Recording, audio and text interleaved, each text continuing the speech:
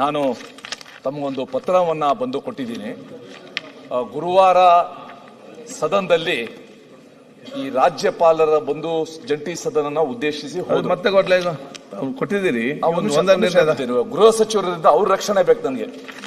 ಶುಕ್ರವಾರ HK ಪಾಟೀಲ್ ಅವ್ರಿಗೂ ನಮ್ದು ಸ್ವಲ್ಪ ಅದ್ರ ಬಗ್ಗೆ ಕಾನ್ಸ್ಟಿಟ್ಯೂಷನ್ 173, 163, 175 ಬಗ್ಗೆ ಚರ್ಚೆ ಆಗ್ತಾ ಇರುವಾಗ ಮಾನ್ಯ ನಗರಾಭಿವೃದ್ಧಿ ಸಚಿವರಾದ ಬೈರ್ತಿ ಸುರೇಶ್ ಅವರು ಆ ಮಧ್ಯ ಪ್ರವೇಶದಾಗ ನಾನೊಂದು ಮಾತು ಹೇಳಿಬಿಟ್ಟಿದ್ದೆ, ವಾಡಿಕೆ ಮಾತನ್ನ ಹೇಳಿದ್ದೆ. ಆಮೇಲೆ ನನಗೆ ಅನಿಸ್ತು ಆ ವಾಡಿಕೆ ಮಾತು ಸರಿ ಇಲ್ಲ ನಾ ಹೇಳಿರೋದು ಅಂತ. ನಾನೇ ಸಭಾಧ್ಯಕ್ಷರಿಗೆ ಕೇಳ್ಕೊಳ್ದೆ ಕಡತದಿಂದ ತೆಗೀರಿ ಅಂತ. ಅಲ್ಲಿಗೆ ಅದು ಮುಗೀತು. ಆಮೇಲೆ ನಾನೇ ಹೋಗಿ ಕೃಷ್ಣ ಬೈರೇಗೌಡರ ಹತ್ರ ನಾನು ಮಾತಾಡಿದೆ, ಪ್ರಿಯಾಂಕ್ ಖರ್ಗೆ ಅವ್ರ ಹತ್ರ ಮಾತಾಡಿದೆ, ಸ್ವತಃ ಮುಖ್ಯಮಂತ್ರಿಗಳ ಹತ್ರ ಮಾತಾಡಿದೆ, ಮುಗಿದೋಗಿತ್ತು.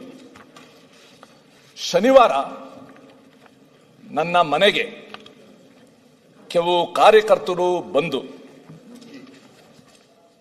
ನನ್ನ ಮನೆ ಪೂರ್ತಿ ಪೋಸ್ಟರ್ಗಳನ್ನ ಅಂಟಿಸಿ ನಾನು ವಿಧಾನ ಮಂಡಲದಲ್ಲಿ ಮಾತಾಡಿರೋ ವಿಚಾರನ ಉಪಯೋಗಿಸ್ಕೊಂಡು ನಾನು ಬಹಳ ಅವಮಾನ ಮಾಡಿಬಿಟ್ಟಿದ್ದೀನಿ, ಬಹಳ ಹೀನ ಸಂಸ್ಕೃತಿಯವನು ಅನ್ನೋ ರೀತಿ ಬರುವ ಪೋಸ್ಟರ್ಗಳನ್ನ ಅಂಟಿಸಿದ್ದಾರೆ.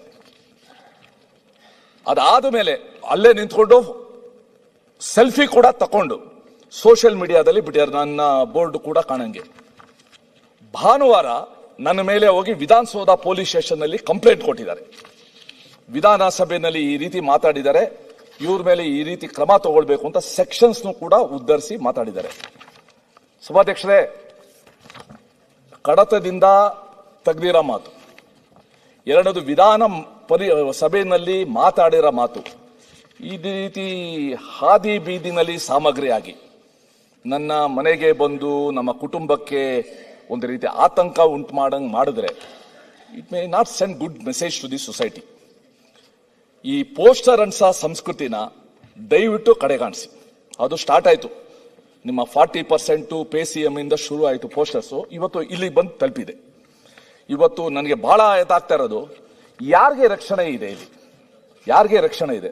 ಅದಕ್ಕೋಸ್ಕರ ನಾನು ಸಭಾಧ್ಯಕ್ಷರಿಂದ ಒಂದು ಕೇಳ್ಕೊಳ್ಳೋದು, ವಿಧಾನಸಭೆಯಲ್ಲಿ ನಾನು ಮಾತಾಡಿರೋದು ಆಮೇಲೆ ತೆಗೆದಾಕಿರೋದು, ಇದು ಆಚೆ ಈ ರೀತಿ ಮಾಡೋದಕ್ಕೆ ಅವಕಾಶ ಇದೆಯಾ? ಇದಕ್ಕೆ ನಮಗೆ ರಕ್ಷಣೆ ಹೇಗೆ ಅಂತ ದಯವಿಟ್ಟು ಉತ್ತರ ಕೊಡಿ.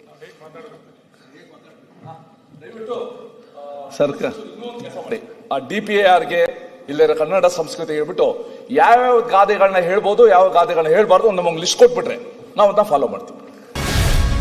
ಗ್ಯಾರಂಟಿ ನ್ಯೂಸ್, ಸುದ್ದಿ ಖಚಿತ, ನ್ಯಾಯ ನಿಶ್ಚಿತ.